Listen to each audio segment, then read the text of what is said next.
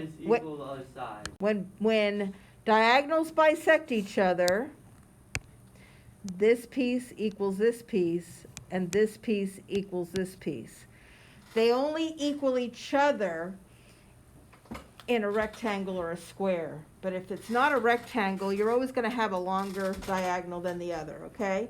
If it's just a plain, run-of-the-mill parallelogram, okay?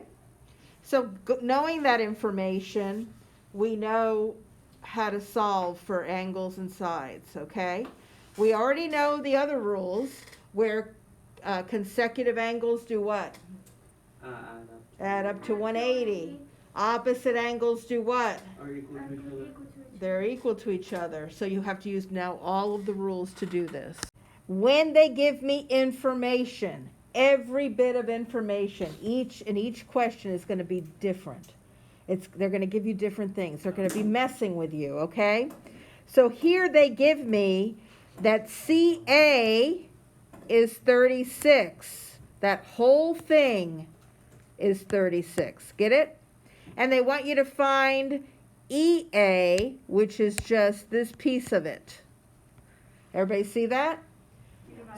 You divide it by 2, absolutely. So you got to look. They don't always give you the whole thing. Sometimes they give you one of the pieces and they want you to say the other piece is the same. You've got to look at the picture. So this would be 18. Okay, I see that RF is half of this diagonal and RP is the whole diagonal. That means that 2 of these equals 1 of these. Everybody see that? So you say 2 times 2x plus 9 equals 18 plus x, and that is 4x plus 18 equals 18 plus x. And if you move this over, 3x. you have 3x equals 0, so x equals 0. And they want RP, so you're going to plug that back into here.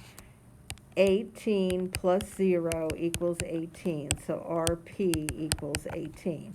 Now, if you plugged it in here, what is 2 times 0? 0. Plus 9 is 9. Well, each one of these are 9. That means the whole thing is 18. Everybody see that?